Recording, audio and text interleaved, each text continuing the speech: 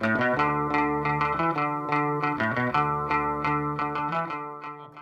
going to talk today about Google Meet. We have an hour scheduled, and that will come down to, I do have about 45, 50 minutes worth of information, and then time for questions. So if you do have questions at any point in time, feel free to go ahead and ask those questions.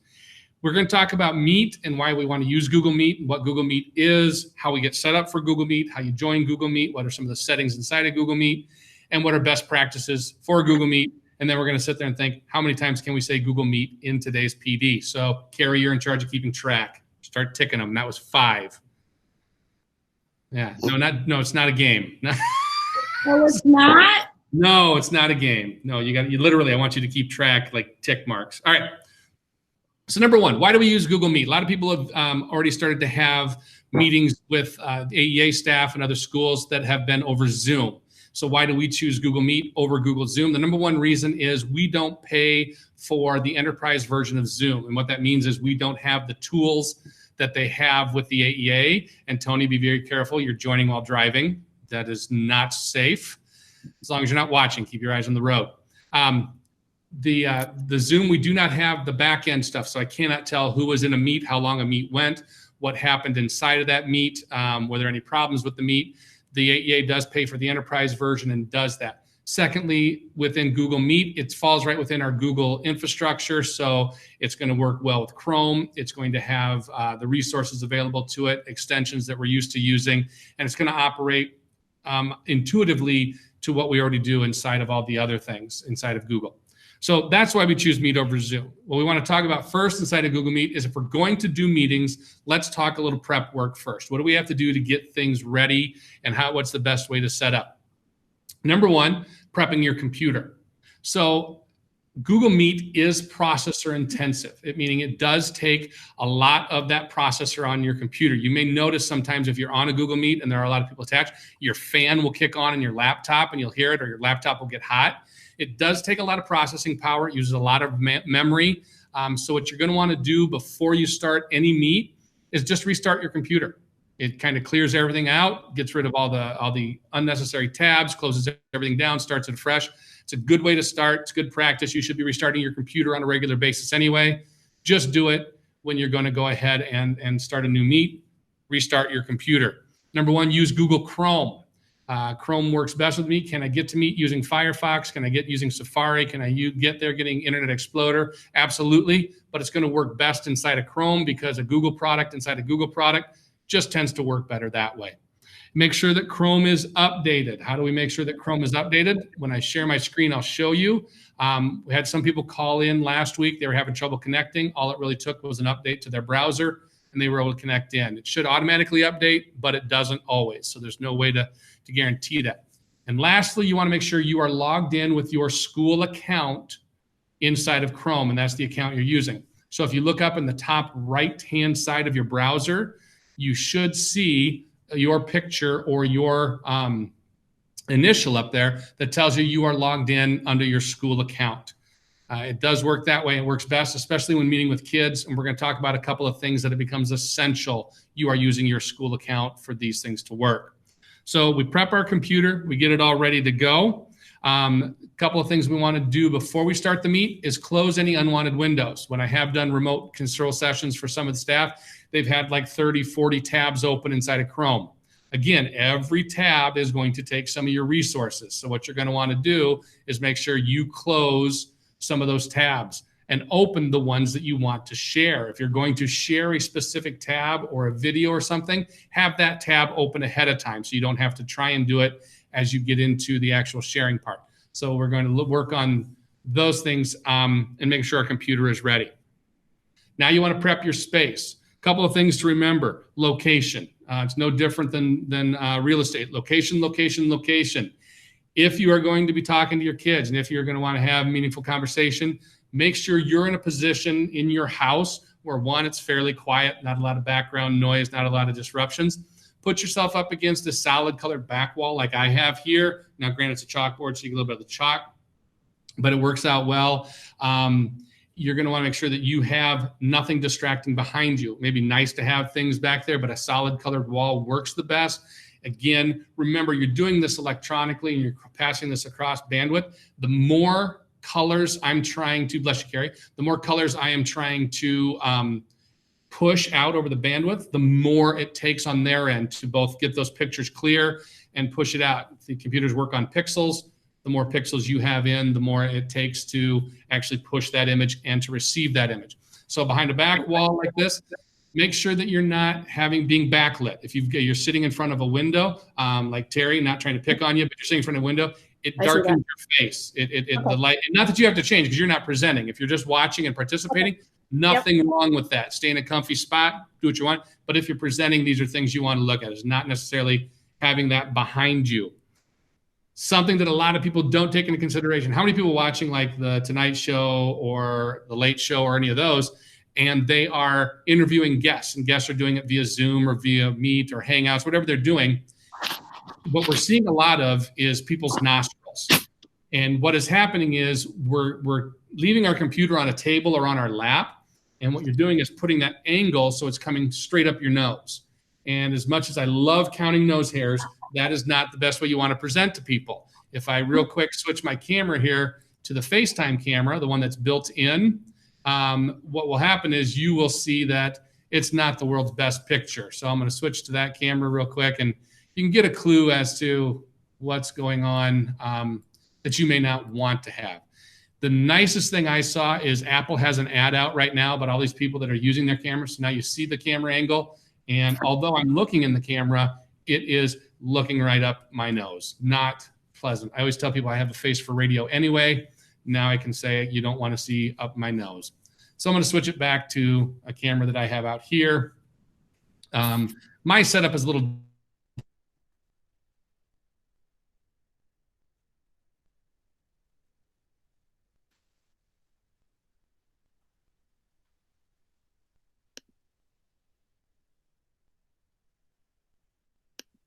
okay. I want to change my video to that. There we go. Much better. Okay. So now, depending on your set, what I saw in that commercial was Oprah Winfrey was sitting at a table in her house and she was talking to someone via her computer, but she had her computer stacked up on a pile of books. And what it did was it brought that camera angle either directly at her or down a little bit. And that's actually the view that you want, is so that you're not looking up. Now, granted, we don't all want to be looking down at something because then, well, for those of us that are fortunate enough to have more than one, you'll see all my chins. So you want to have that basically coming at you. So those are things you want to prep for. One, where you're located, not having backlighting, is your computer ready to go, and the camera angle is good. And those are the kinds of things that are going to make your meeting a lot better. Something else to consider, use headphones. You've got the headphone jack on yours. What it does is, number one, then the sound is not going to somehow come back into your mic. A lot of them build in what is called anti-feedback. But if you're using headphones, you're really able to cancel out external noise coming back into your microphone. So by using headphones, you get the clear sound into your ears. And a lot of the headphones actually have a microphone built into them, and it makes it a lot clearer than trying to use the mic on your computer. The mic on the computer is perfectly fine. The camera is fine, but headphones are just something else to consider when doing that. Lastly, frame yourself. You want to think about, in terms of the picture size itself, how much of this image am I really taking up? If all you were looking at was my face, this again is not going to be a very good instruction method. It's going to be a little distracting. So you want to make sure that as I'm building this picture, I want to have it set up so that it's not always going to be easy for you to be this far away from the camera. Again, I'm using a totally different setup, but it's something that you want to consider. How far or how close am I to the computer itself? So that's all the prep work. Any questions on prep before actually doing a meet? Thanks, Jenna.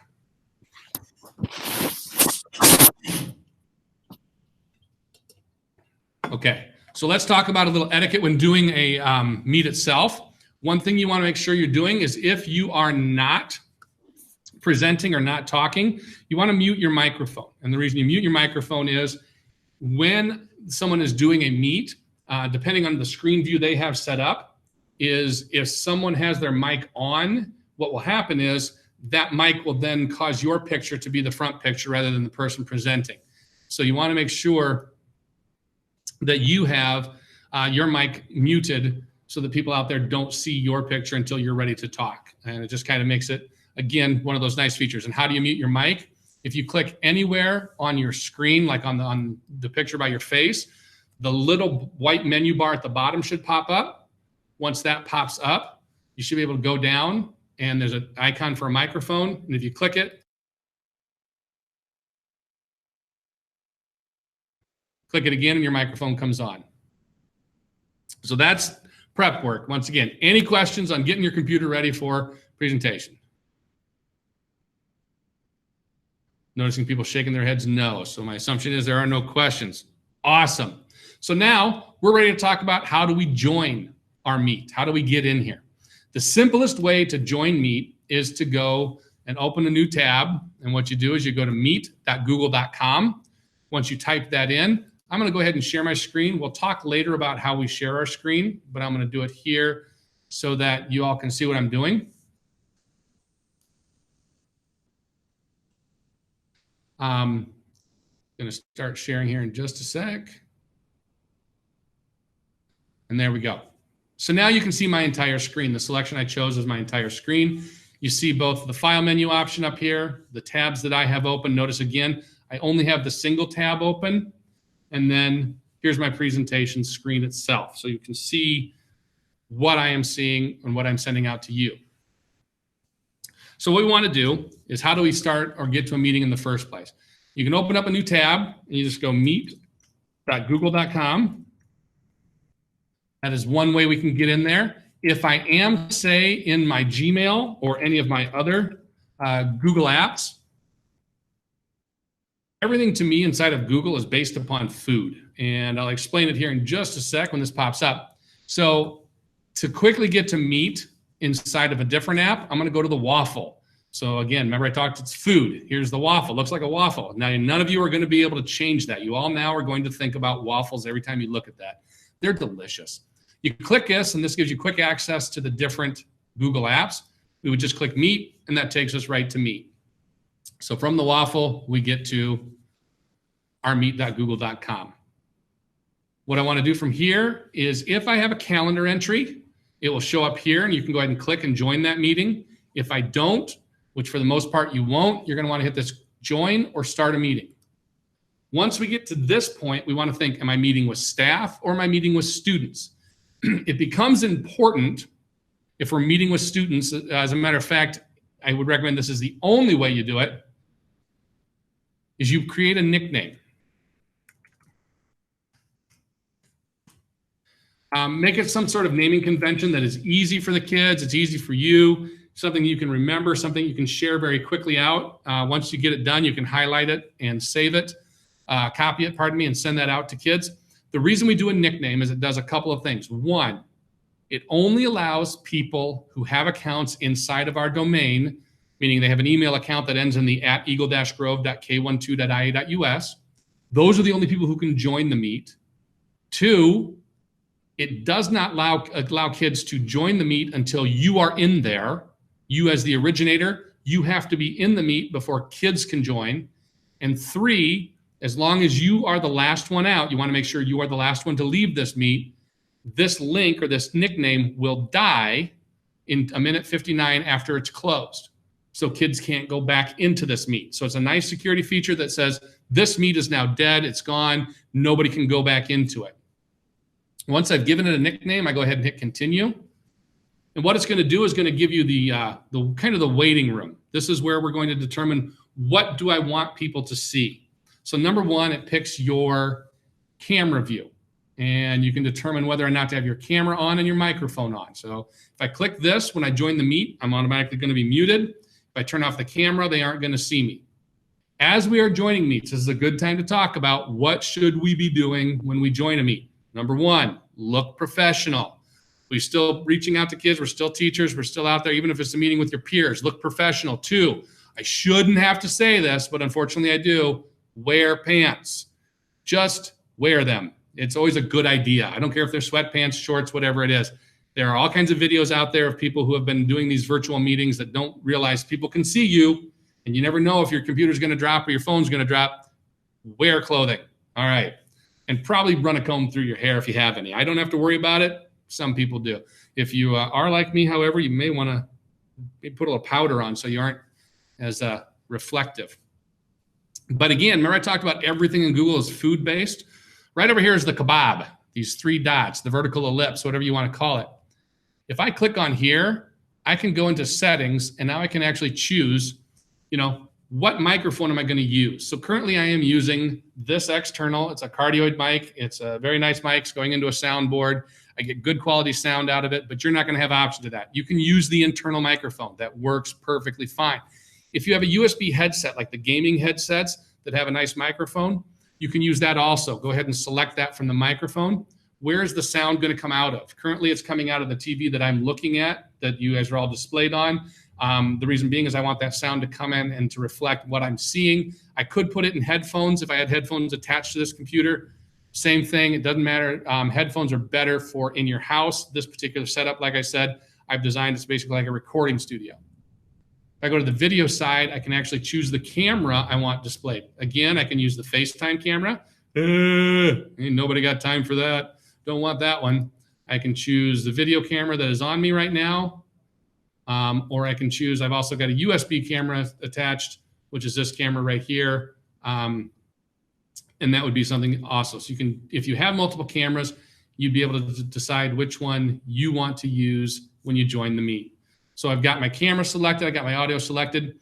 Now let's talk about resolution. You're going to want to sit at the standard 360. You can upgrade to 720. It's going to give you a much clearer picture, but it also takes more bandwidth. If you have very good bandwidth at home, but you don't know what your audience has, you can say, I want to receive in high definition rather than display in high definition. And so you can pull that in, the video in more clear than you push out. But again, you got to think about your audience. Not all of our kids have very good bandwidth at home. So we leave it, the resolution to send is that. But if you have good stuff, go ahead and do the 720 here. Once you're done, you can then say, join the meeting. It will tell you if anybody else is in there. Again, because I put the nickname, nobody can join this one until I start it. That's kind of the nice thing about it. Kids can't go in ahead of time, goof around. They can't go in until you actually join and or start the meet. So those are ways to join via meet.google.com. The second thing we can do is on meet.google.com. If we're not meeting with kids, what we can do is go ahead and not create that nickname, because again, a nickname limits it to our domain. So if I leave this blank and I say continue, now I've created a meet that anyone in the world can join so long as they have the URL to it. What that URL is this one right here. You'll see it's meet.google.com /, and then it follows the same convention, 3 letters, -4 letters, -3 letters. The issue with this URL right here, that is a consistent link, meaning it is always there. Theoretically, I'm not saying it's going to happen, but theoretically, that link is still going to be live 100 years from now. If the web still exists as we know it, and you go out and you happen to have this link and you click it, it will take you into it, even if there's nobody there. But if you and somebody else have it, you can get into that meet at any point in time. So the problem with this is if we do it this way, students can have an active link to a place they can meet virtually that we may not want them to. We don't want to give them something. If they're doing it on their own, that's fine, but we don't want to give them the meeting room. So this is for staff to staff or staff to outside world, not staff to students. So if you have somebody with parents or something else, this is what you have to use. So that is what we do there. And again, you set up the camera and you say join and you're good to go. So that's the way we do it with the meet.google.com. Again, if we use the shortcut, number one, remember you have to be in there before kids can get in. And number two, be the last to leave. Don't let kids hang out in the meet while you close down. You want to be the last one there. Make sure everybody's left, then hit the hang up button. If you don't, that meet stays live as long as those kids are in there and they can talk while you aren't there. Any questions at this time? Okay, so that's way number one in which we actually can get into a meet. The second way is we can use our calendar to create a Google Meet with video conferencing.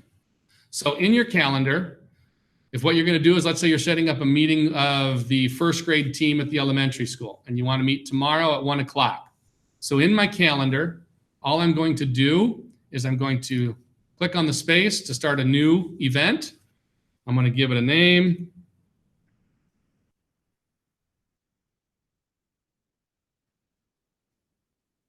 And at this point in time, I want to go down to more options. So now I can give it a specific time, and I say we're going to meet tomorrow at 1. It's going to go to 1:30, but I want to add video conferencing in. So now I can have up to 250 people in a meet. And what you can do is you can start adding guests. So if I want to add, let's say, Carrie Christopher in here, and anybody else who I would put in here. Now, once I hit save, she's going to get an invite, and she can accept or refuse. But the nice thing is, even if I save this, and Carrie, here, I'll take you off so you don't get the invite. And I've invited all my people. Let's say something has to change. So I'm supposed to meet tomorrow at 1 o'clock. I'm going to go, okay, we actually have to meet at 1:30. So I can edit this event, change the time, and then hit save, and it will email out to all my guests that this has changed. Once they accept in your calendar, what you end up with is if I click on it, see, I've got a 10 o'clock tomorrow, all I have to do is click that link, and I'm in the meeting. It's going to go ahead and go to that join the meet. So I'll go ahead and click this one. And again, it's going to come to that splash screen, set my camera, set my audio, and join the meeting. Now, again, this is using the consistent link that will always be there. So this is not a good way to set them up with kids because, again, this is permanent. It is always going to be there. We don't want that. But this is a good way to communicate with parents, to communicate with other staff. So staff to staff, staff to parent, great. Use the calendar entry to go ahead and create a meeting. I'm going to go ahead and delete this event. It will also delete said meeting. All right. So that's way number 2. Way number 3 is they just came out with this week. Google is doing a lot of updates to Meet, rolling out things that schools are requesting because of the current circumstances. And what we end up with is inside of your Gmail. Now I have an add-on called Right Side Chat. So all of my chats sit over here. But for you, it's going to be right about here on side of your mail. Notice that you have the ability to start a meeting and or join a meeting directly from Gmail. So if I join a meeting, it's going to ask me what is the meeting code or the meeting name, and I would type in whatever someone sent me, and I would be able to join a meeting, or I can start a meeting right from Gmail. So we've got 3 ways so far. We've got meet.google.com, we've got the calendar, and we've got from Gmail. There is a 4th way, which is probably the best way to do this with kids, and that's using Google Classroom. So I'm going to go here to my waffle. I'm going to select Classroom. Goes to classroom.google.com. I can also type that in if I have a shortcut or a bookmark. That is great. Notice I have a class set up here, Google Meet PD. If I open up this class, notice that I have this right here, this Meet link. This is a fake persistent link. If I look at that URL, it kind of has that same format of 3 letters, 4 letters, 3 letters, but there's no hyphens. So what this really is a nickname, which means this meet will end 2 minutes after I am the last one out of it.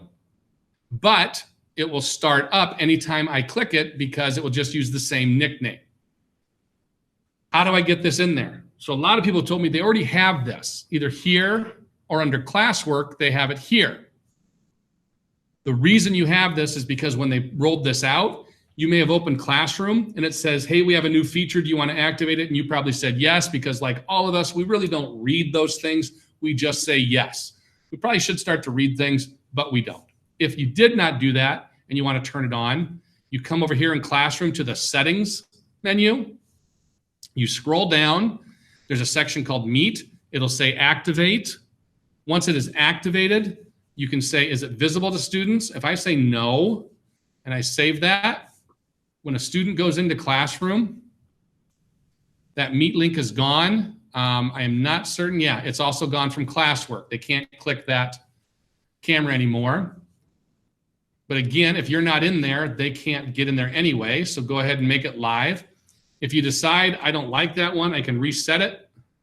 It will actually give me a new code down here. But what's really nice is I can also do a copy and I can share that link out with my kids anyway. But if it's in classroom, once it is in there, again, we don't want to save, possibly. There we go. Then all they have to do is go to classroom, click your class, and it's here. If you are not in there, they won't be able to join. And again, it dies 2 minutes after you are the last to leave. So that is the 4 ways that we can actually join or create a meet. Any questions on meets and creating them?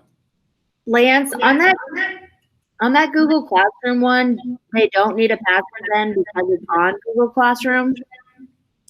They won't have to do, they just literally click the link. Yeah, they won't have to try and type in the code or the nickname or anything like that. It'll just automatically take them there.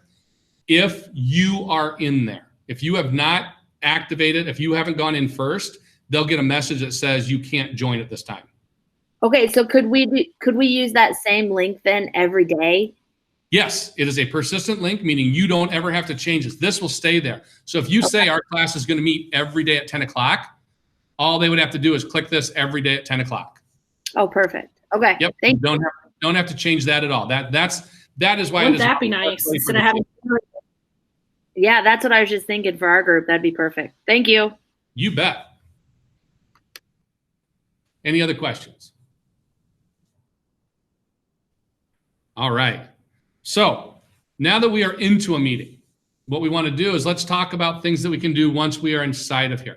What I want to talk about first is the different settings that are available to us. So again, we're going to talk food. I love food. Food is a good thing, especially in these interesting times. How many people have found that you're getting tired of cooking the same things? We should have a recipe sharing. Who's going to cook something new? We had tacos last night. Oh, we hadn't had tacos in a long time. My wife doesn't like tacos. I love tacos.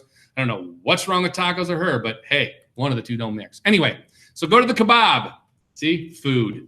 The three dots, the snowman, the vertical ellipse, of course, I call it kebab. Number 1 is at the top is the recording. Let's talk about recording kids. 1, if you're in a class setting, in other words, your whole class is there, don't record. There's the only reason the reason we don't record in the classroom setting is because we don't have permission to share our student recordings out there. And that is a legal issue that we cannot do. So don't hit record. You can hit record and it stores inside a Google Drive if your intention is just to have it sit there and you're never going to share it, never going to do anything. You don't need to record it for a classroom setting because it's no different than your average classroom. You don't record yourself every day. So why would you record a meet just because it's now virtual? If some kids decide to go to that he said, she said, they're going to have to get your whole class to agree to it to get you in any kind of trouble. So don't worry about recording the whole class settings.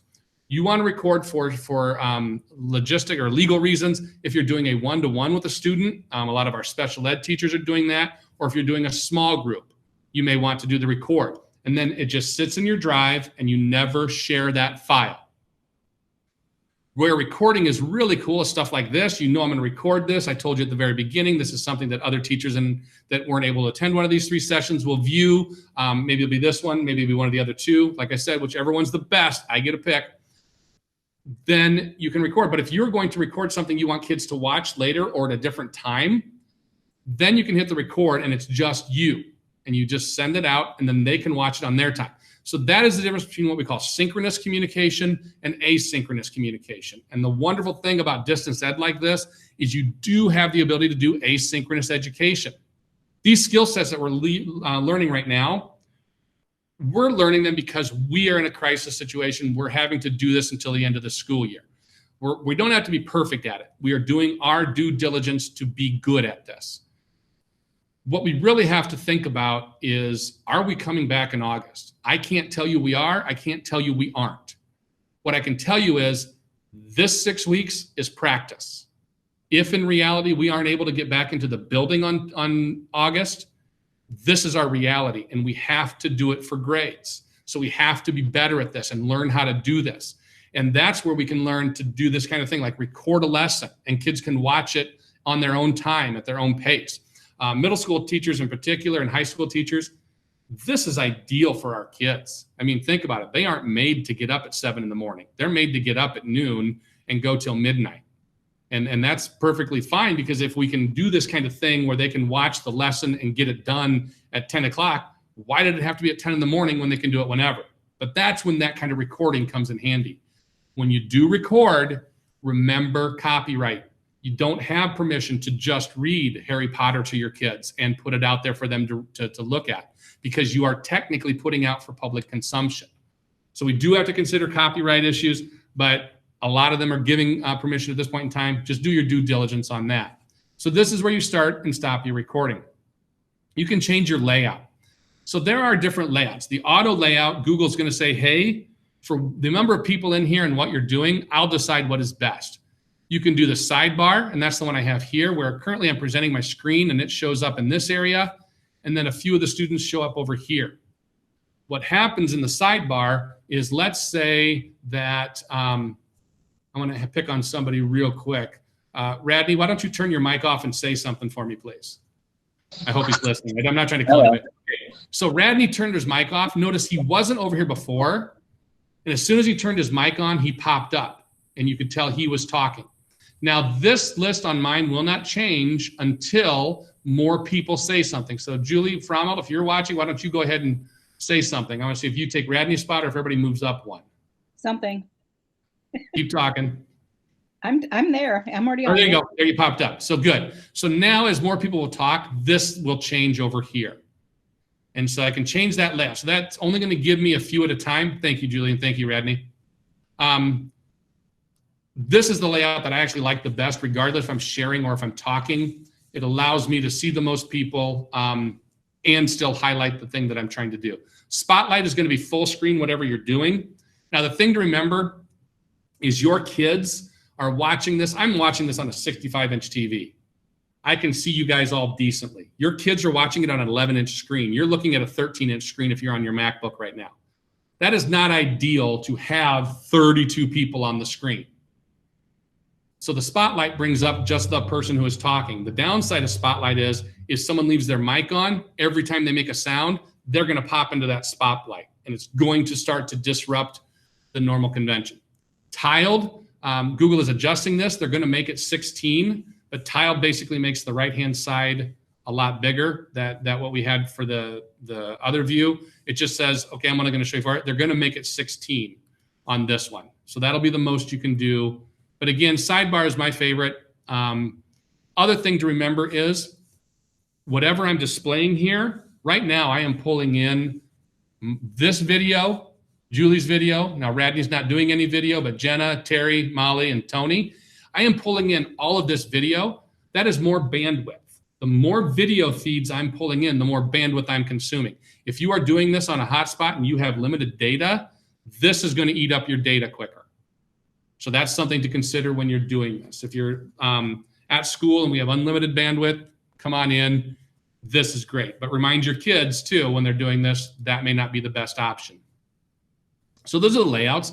You can go to full screen. What it's going to do, and I don't like doing it when I'm presenting because it really kind of messes things up, and getting out of it isn't always easy. It takes whatever I'm doing here and makes it the whole screen. It is literally going to be huge, and people can see it the best. So if I'm screen sharing and people are having a hard time seeing, that's the best option there. The next one is captioning. Captioning is really powerful. So what's kind of cool is I turned it on. Then what's going to start happening is Google is going to translate, or to actually take what I'm saying and put in closed captioning. So my wife and I like to watch Outlander. I know that's my one little guilty pleasure in life. We watch the wonderful Stars show, Outlander. They are Scottish, and they speak with a Scottish accent. If you've ever listened to the Scottish speak, they don't speak incredibly clear, and sometimes, I already can't hear, says my wife, so I don't translate well. I turn on closed captioning. I like to read my shows. This does the same thing. If you're looking down below, you can see how well this is actually captioning what I am saying. Now, I want you all to be careful because I am going to say a naughty word here. If you have delicate sensibilities, plug your ears. But I do want to show you that if I were to say the word shit,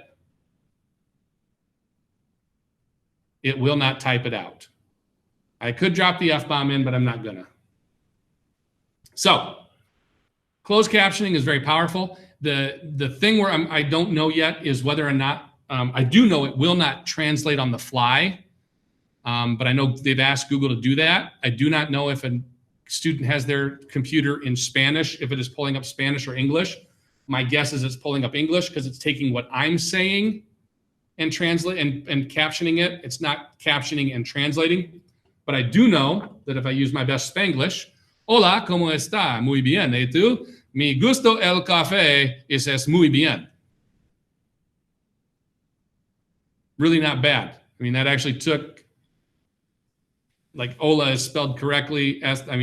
So mi español es muy mal, and yet it still got it pretty good. So that is a nice option that is in here. So you can do that, again, from the kebab, turn captioning off, but you can also do it directly from the white menu bar at the bottom. So I'm gonna turn captioning off at this time, and now there's no proof as to what I said. All right. Next setting below captioning is we can go into the settings again. This is our audio and video. So if during the middle of this, I wanna switch cameras, like let's say I wanna go to my USB camera, because what I really wanna do at this point in time is I want to have a document camera. So if I do have a separate camera and I'm going to do something, now notice I am presenting here. I could write or do a math problem or doodle if I'm an art teacher or do something, and the document camera is going to catch it. So I can use a different camera. What's going to be weird is what I see on the screen in this camera is backwards to me. What the person on the other side, what you guys are seeing, is correct. In other words, if I were to write on here, you would see it correctly where I see it backwards. So you have to be careful about that in terms of what the camera is seeing and doing and choosing there. But you can, again, from the kebab, under settings and under video, choose which camera, and you can change, again, the resolution. You can change your audio inputs, but most of the time you aren't going to switch those on the fly. The camera's the one you're going to use the most. Another thing in the kebab is you can use a phone for audio. So if your student is not able to get on, they don't have any internet at home, you can give them a phone number and an access code, and they can call in and listen and participate vocally without the video portion of this. So you can actually connect without having to use the internet connection. So there's no video, but there is audio. You can go ahead and report a problem, and this will send it to Google. I don't know how much Google listens, but it's always nice for them to know. And lastly, there's a help file here so that you can go out and actually click this. It'll open up a separate window, and it's the Google Meet support page. You can go through and read the articles or type in your problem here, and they will actually try to help you as best they can by pulling up some FAQs. So any questions on the settings kebab? Okay. So this is your presentation button. I'm currently presenting, so I cannot show you what it will pop up. And even if I stop presenting, you won't see what it sees. But if you want to present, you click here, and 3 options are going to pop up. One is your entire screen. You can share your entire screen.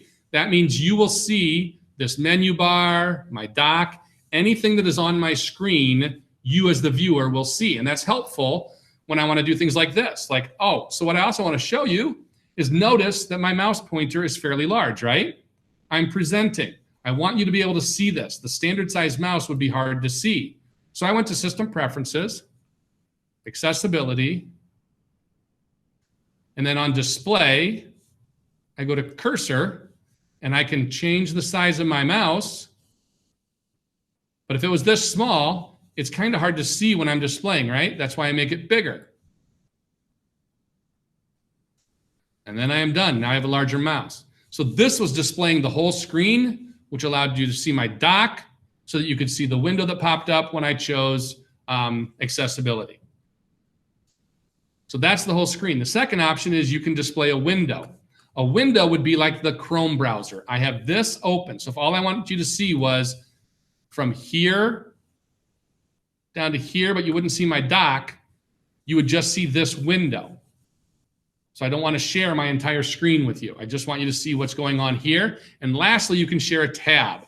And a tab means anything that I have open, I only share a portion of that. So you don't see this menu option. You don't see my bookmark bar. You would only see the active tab. Now, tab is important. If you're showing a video with sound, that is the only one that will allow you to push sound out to your viewers. So you have to say share a tab so that you can then present audio to your kids also.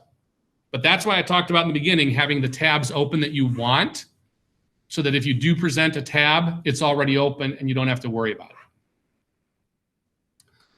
Again, we can go to the turn application or turn on closed captioning. I want to get rid of my docs. I'm going to switch it over to my other screen.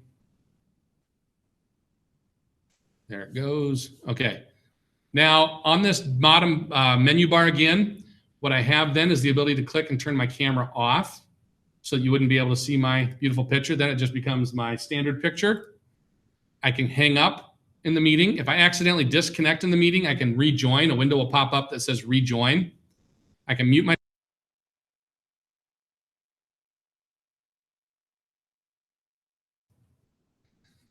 So that was muting it. And then lastly over here are some meet details. So number one, in the details button, it gives you the URL again. Never share this with your kids, because even if you give something a nickname, it actually has a full URL. So don't share this with kids. But this is that dial-in number, and then you can copy the joining info. But if this was a calendar invite and I had sent out to you, but I had attachments, I said, so here's the agenda for today, and it was a Google Doc. If you were to click on attachments, that would be right here. So any questions on the options bar, the different stuff here? Fairly straightforward? Okay. All right, so the last couple of things I want to talk about are these option bars up here, and then some extensions that we can add in. All right. This top menu, notice that I've got two things up here. These are add-ons or extensions that I've added in. I pushed out the grid view. The grid view is nice. If I click on it, you're going to see my display changed. And what it will do is everyone who is in the meeting shows up in here. So 16 of you show up in the grid view. But again, the problem is by turning this on, I am now pushing a lot of video, right? And it takes a lot more bandwidth to get everybody's picture up here. What I can say is highlight the speakers. It's nice. Then it's whoever's talking. What will happen is a blue box will appear around their window. I can include myself in the grid now. So if I click on that one with the big mouse, it's hard to get to it. Not allowing me in the grid. And then enable it by default that this comes up. The last one, the screen capture mode, all that means is it's going to display everything in 16:9 rather than in 4:3. And that's just the display size that we get. I'm going to turn grid view off because I don't use that one. Am I not displaying anymore? Yeah, I'm still presenting. There we go. Okay.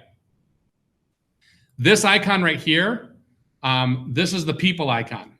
So these are all the people that are currently in the meet.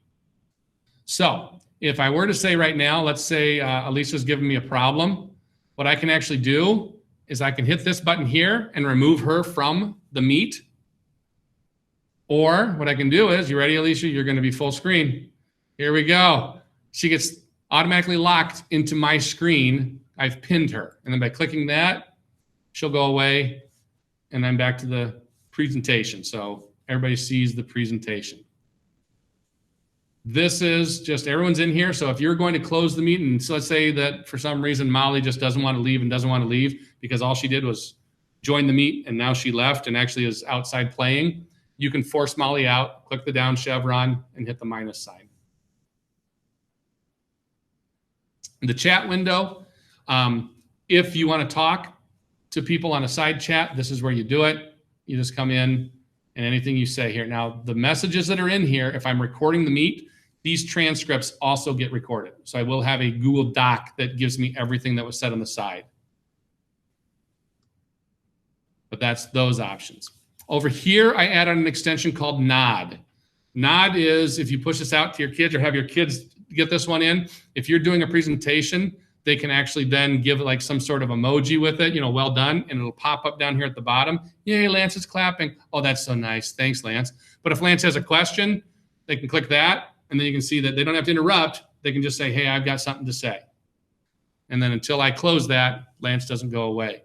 And then there are some settings, like I can just determine, am I a darker skin? Am I jaundiced? Or am I as pale as I am pale? That's really not even pale enough for me. There should be like a see-through setting here, because that's this wonderful alabaster Irish skin.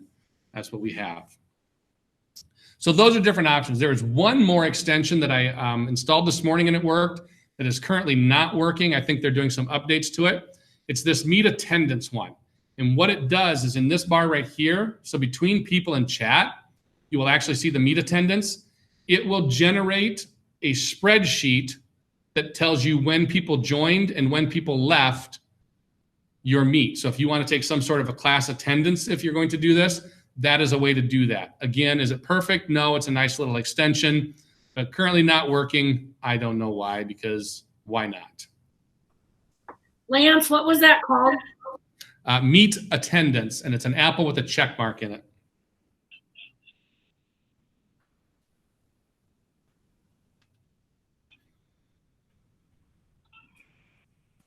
Okay.